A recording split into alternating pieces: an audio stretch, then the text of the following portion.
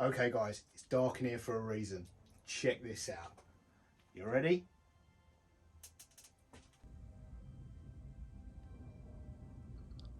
Look at that. Wait for it, listen. Ooh.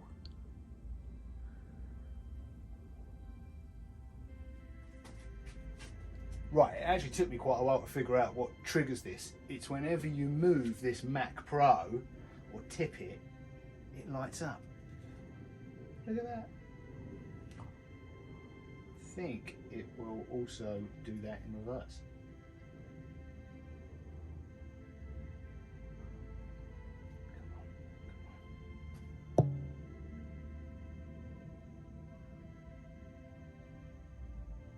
How cool is that? Right, let's turn the lights on and do some work. Okay, welcome to Links London, the global headquarters of Links London, aka the garage. Let's get a coffee on the go. Right. Lungo. Right.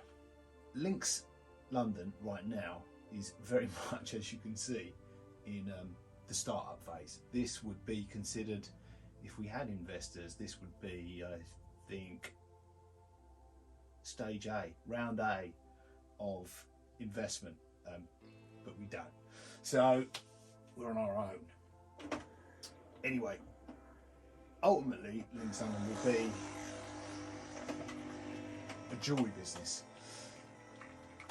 an online jewellery business. So for that, we need a website, and for that, we need a computer, and that's what this video is going to be about.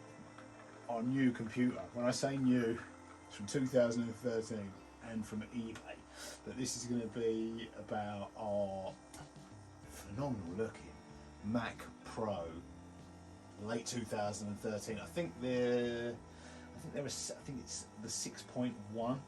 I think.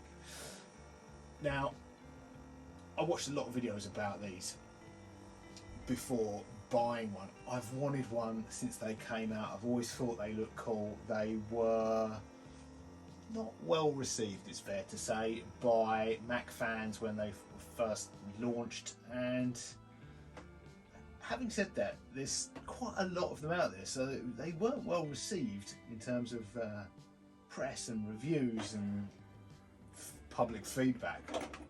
But people went and bought them, judging by the amount that are out there worldwide on the used market. But anyway, these cost thousands. They were unaffordable for consumers like myself. Professionals, they were still expensive. But in recent years, as time has gone on, they held their value pretty well, but the prices were coming down, and they recently lost support for the latest Mac operating systems, and the used prices are plummeting. I picked this one up on eBay for 165 British pounds plus £20 shipping, so £185.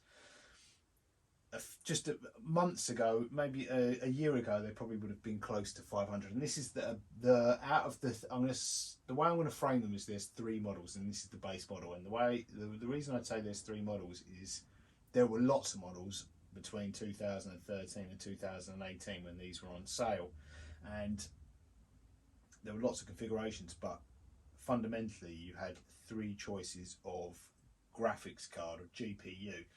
And the 300, the D300, the D500 or the D700, and this is the D300. And with all the other components, they're quite widely available, used, and very affordable. I think you can pick up a choice of any of the CPUs from eBay for about £20, and the same goes for the RAM that fits these. The graphics cards, however, are, I think right now, to replace a graphics card is actually more expensive than buying a unit complete with that graphics card in for some reason. So this is the D300. I probably have to pay, I've paid less than £200 for this. If I want to buy another D300, it'll probably cost me £300. So it's cheap. The same with the 500s and 700s. The 500s and the 700s are more sought after and do fetch higher prices than these ones. The reason I went for the D300 is there were product recalls on both the 500 and the 700, and if that wasn't done, they cooked themselves basically. They got super hot, and if that wasn't done, there will potentially, if that wasn't, if those chips weren't fixed, those boards weren't fixed, then there's potentially problems down the road for those units. But they are a more capable machine. So as I was saying, I watched loads of videos about this, and most of them are fantastic, and you can spend hours watching them, and I did. And they pretty much though do a similar thing, which is bench test these against brand new Macs. The outcome is pretty much the same, that they're almost as good until you start exporting video, and then they invariably stick a 12-core CPU in it and max out the RAM, and a lot of them are starting with a D700 unit like the top. So there's a lot of interest in maxing these out spec wise, which I don't plan to do. So I thought we'd make a video about what these are like in base configuration, in real world usage. And to cut a long story short, it's really responsive. I mean, I used this yesterday for the first time. What I want to do is I'll just quickly run for you the positives and the negatives I've come across so far, what I can and can't, and what I will be able to and won't be able to do with it. And then I want to clean it actually, because when I first switched this on, once it arrived in transit, when I unboxed it, I'm actually surprised how small it is, because the predecessors to this, I never owned one, but friends did, and places I worked had the tower versions of the Mac Pro, and they were massive. They were massive units, and this at the top, this is small now in 2024. In 2013, people must have looked at this. I thought, how have you fitted it? Has it all in there? But I think that was one of the reasons it got absolutely well hated upon, because you're not going to squeeze anything else in there in terms of upgrades. But yeah, when I first turned it on after packaging, this is a fan unit. You can actually, it's not really kicking out too much now, but when I first switched it on, I think there's a lot of dust in there probably, because when I first turned it on, and that dust had obviously some of the dust had shaken loose, and it was a tornado of dust coming out of the top. So I want to open it up and clean out the fan. It's a little bit noisy, but I think it was probably running fine but yeah, that dust has been shaken loose in transit. Now it's blown out, and I think some of it's catching a little bit. I think it would be quieter if I clean it out, so that's what I want to do. The only other thing I want to do to this is I've ordered 4 sticks of RAM, because this has only got 12 gig in it. So I'll tell you what this model is, what spec this is. This is about this Mac. I've got this running up to Mac OS Monterey, and that's as far as it will go. It is Mac Pro late 2013. In here we have the 3.5 gigahertz 6-core Intel Xeon E5. Memory, it's got 12 gigs of 1866 DDR3, which is the correct speed, I believe. And this has the AMD FirePro D300s. Now, this has got the 256 gigabyte hard drive, which is pretty easy to upgrade as well if you wanted to. I'm not going to. And we've got 3 sticks of 4 gig RAM, and I think that's possibly original, because I read somewhere that these actually, for some odd reason, shipped with 3 sticks of RAM with one. Maybe RAM was expensive back in 2013, I can't remember, but yeah, so that it left you a little slot for potential upgrades to a whole 16 gigs. But it's probably just so they could sell you an extra stick of RAM for some exorbitant price. But yeah, I'm going to upgrade that, because that looks like a real simple upgrade. But real world testing, I actually filmed the previous video to this one on this channel. I filmed on the iPhone. I think that's an 11 or 12. Filmed 4K 60 frames per second And because this has got such a small hard drive, all I've installed on this is so far is Google Chrome and Final Cut Pro. And what I did yesterday is I've plugged in a freshly formatted Samsung, these T7, the T7 hard drive. So my plan was to be, because I've got other Macs, this isn't my only Mac. My plan was to do some editing on here and possibly move it onto a MacBook Pro, and I've got an iMac as well. So what I did yesterday is I actually put the footage from the previous video on this and edited it, and 4K 60 frames per second, it worked pretty well. It dropped some frames, it probably worked, I would say, as well as a 2017. In real world, it was comparable to a 2017 MacBook Pro. It was better than a 2015 Mac Pro, probably about as good as at editing the video. When it came to exporting, I went to export it in, I didn't even try ProRes. I did it for, is it VEC? I did it for Apple devices. It was it was 25 minutes long. It was going to be in that format. I think I did it in the full Dolby 10. But anyway, it was about an 8 GB video. It would have been about an 8 GB file. I left it for about half an hour, and it didn't even get to 1%. And the fan, that sounded like it was going to take off. It was. I was tempted to leave it. I was worried I was going to cook it. It was struggling with the export. So what I did is, because everything was on the external drive, nothing was on the actual hard drive in here. Unplugged the hard drive, stuck it in a 2017 MacBook Pro, and what it wanted to do, it wanted to for some reason it wanted to update it, because what it turns out is that MacBook has got the latest operating system, the operating system after this one. I'm not sure if it's got the latest one, but it's definitely got the one after this. And what it appears that does is also updates Final Cut Pro to a new version.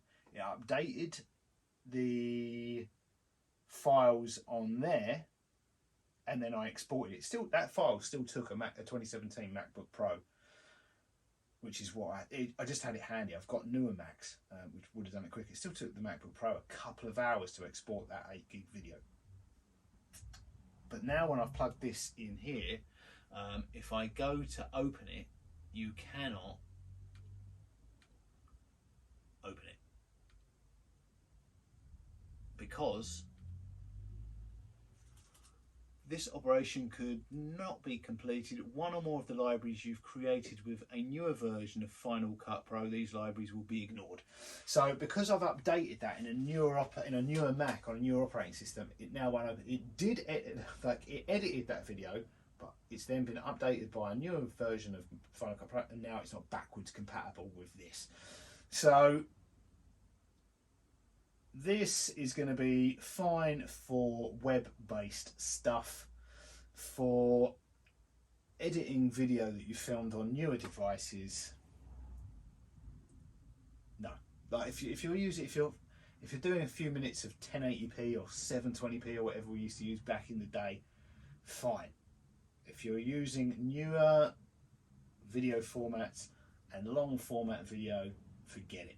It's not that it's not possible, it's just going to take a long time. You're probably going to cook the computer before you've finished exporting. So I still love the look, I still love it, I'm still going to use it, but for doing web development, most of that's done,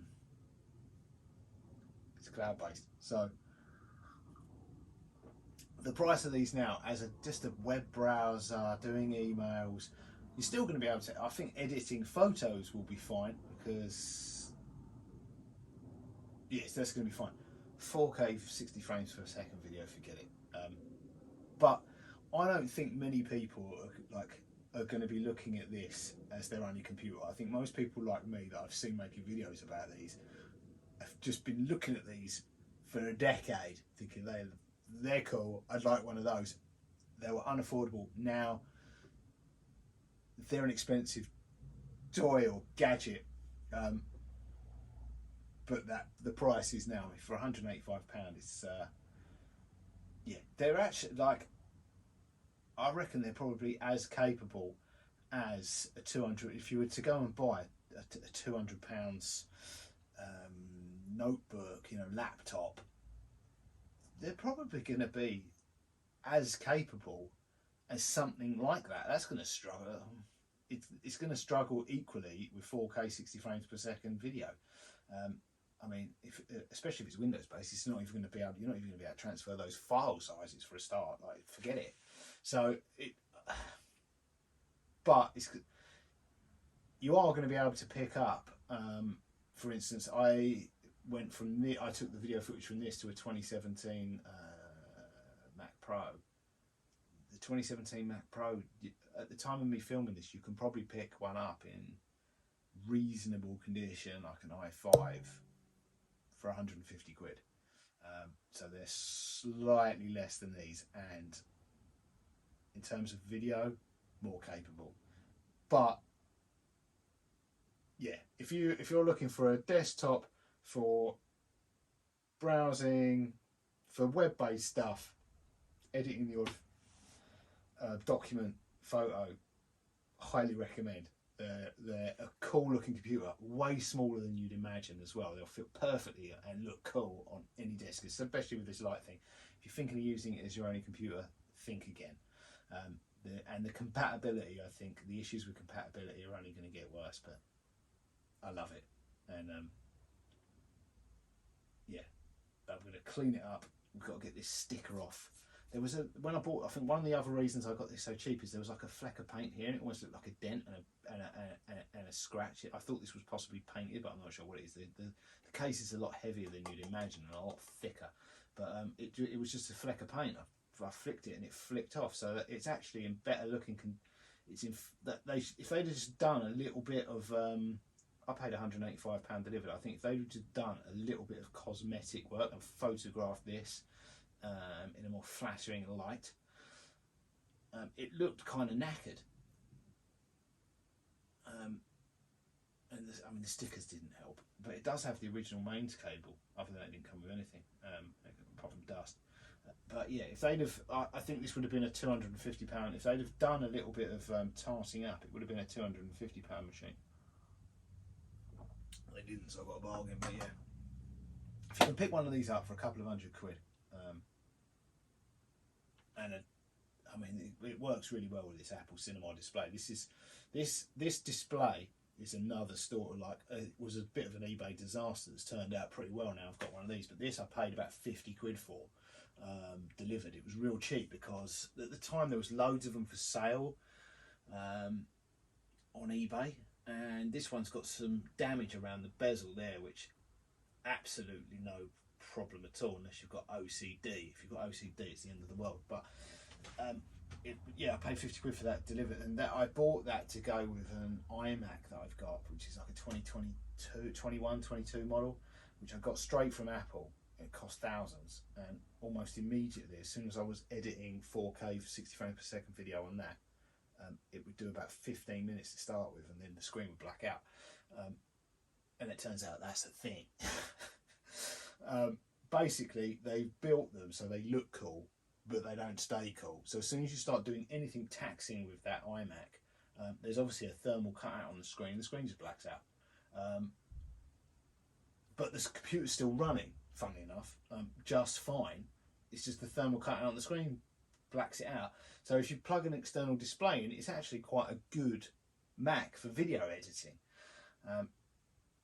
But so I got an external display, a cheap Samsung one, and the problem with that is when you go from like 5K Retina to a cheap £100 screen, it's quite the downgrade. So I thought I'd get a cinema display like this, which would be less of a downgrade, and these are a phenomenal looking screen, especially for the money. These would have, this setup back in 2013 would have been the business.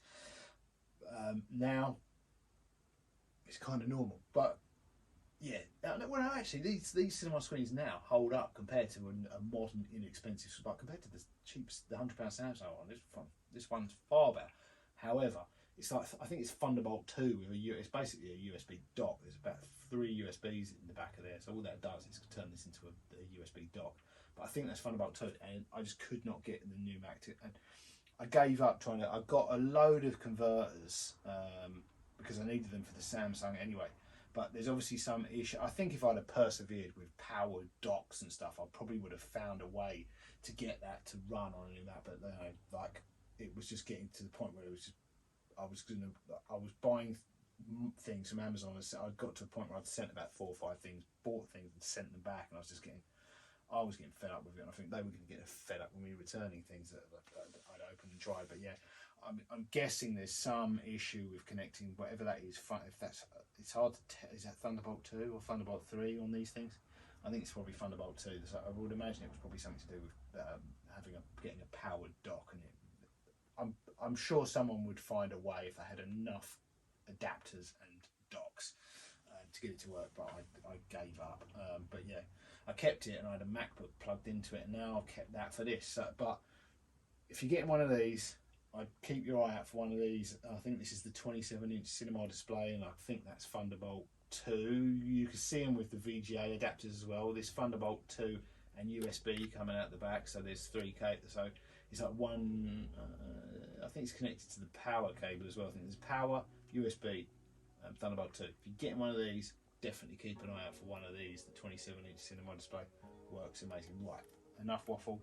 Let's open this up, remove the fan, see how much dust is inside. So removing the case or the shell of the Mac Pro, it couldn't be simpler. There's a toggle switch on the front, you slide that and the shell slides straight off. It's unclear why they made it so easy to get inside. Maybe just to marvel at the way it looks, because once you're in, there's not a lot you could do. Sure, it made it easy to upgrade the RAM, but how frequently do you do that? You couldn't fit anything else in here. It was always intended that any upgrades would be external, which is why there are so many ports on the front where you can plug in your external hard drives or additional displays. Now, there's quite a lot of dust in here, so I'm just going to use a brush attachment on the Dyson Hoover and get that out. The way this is designed, it works like a chimney, so the fan sits on top, it pulls in cool air from the bottom and then jets it out the top. However, where some of this dust had come loose in transit, it then became like a dust tornado when I first switched it on. Okay, use the Dyson Hoover with a brush attachment on it to clean out the dust from the fan. I've cleaned some of the dust out from around it. I think there might still be a fair amount in the bottom there. So let's get the duster and the brush attachment on that. I've cleaned the case with actually some floor wipes. It was covered in paint.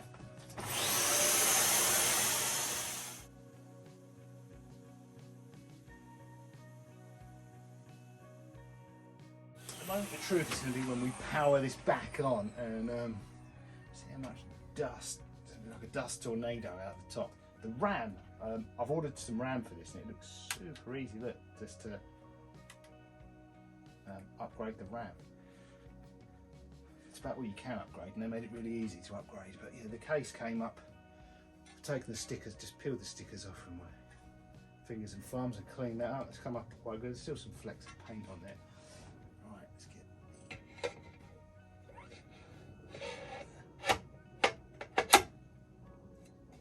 fix that on.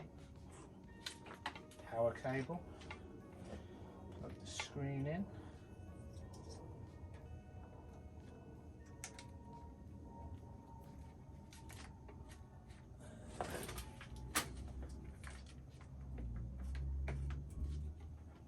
Eject the, might be worth plugging the, I will get a message about not ejecting that, probably. If I didn't, I can't remember. Right, moment of truth. See if we get the dust tornado. I love that. And the noise. Bing.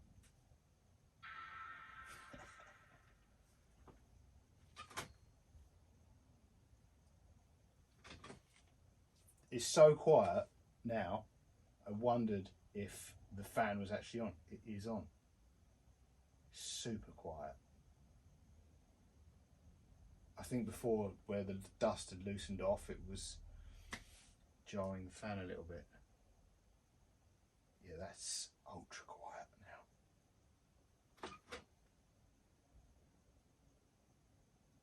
It does ramp up and speed up. When I was trying to export the video yesterday, it was full speed. But right now, that's insanely quiet. Right, that's it.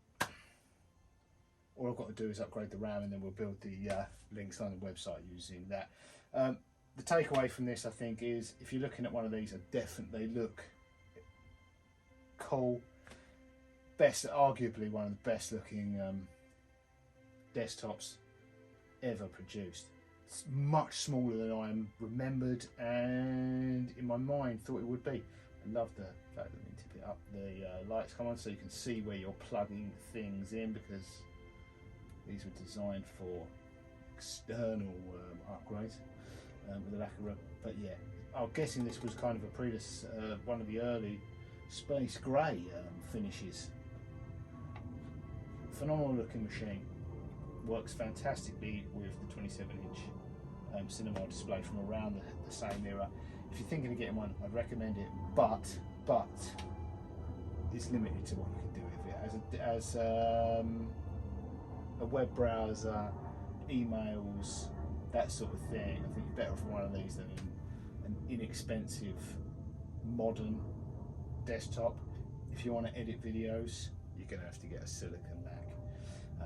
These aren't, from the one video I edited, which was 25 minutes of 4K 60 frames per second, considering these were on sale at the same time as a 2017 Mac Pro, the 2017 Mac Pro currently, I don't know whether it was at the time, but currently is more capable because it has the latest or a later operating system and later updates of Final Cut Pro X, which I was using, which may be the difference, but that difference in the latest software made my 2017 Mac Pro laptop more powerful than this, which would have been probably, I wouldn't say, actually it probably wasn't considerably more expensive in this configuration, but well, yeah, probably were. Probably was about £1,000 difference, but yeah, I'm waffling now. If you like the way they look, definitely get one. Now they're super affordable as a desktop web browser. If you're thinking about it I can't imagine anyone's thinking about one of these as their only machine. But if you are, forget it. You're gonna have to splash out on a Mac Mini. Right, next video will hopefully be it might be jewelry related, or it'll be more behind the scenes about making websites, and we've still got to stick the RAM in that.